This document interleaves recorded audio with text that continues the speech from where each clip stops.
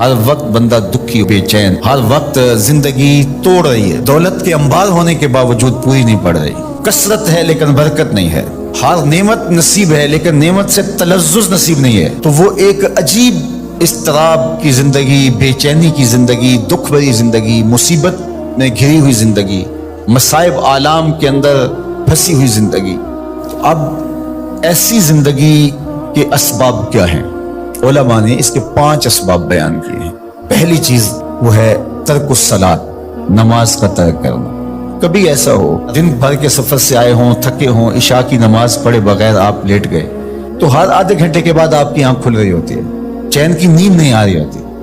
तो फिर आप कहते हैं अच्छा मैं पहले नमाज पढ़ लूं, और जब नमाज पढ़ लेते हैं तो फिर चैन की नींद आ जाती है। हालांकि आप तो सो गए, लेकिन वो किस चीज ने आपको उठा दिया और फिर आप उठ के बैठ गए। तो जब चैन की नींद नसीब नहीं है नमाज के बगैर, तो चैन की जिंदगी नसीब कैसे होगी?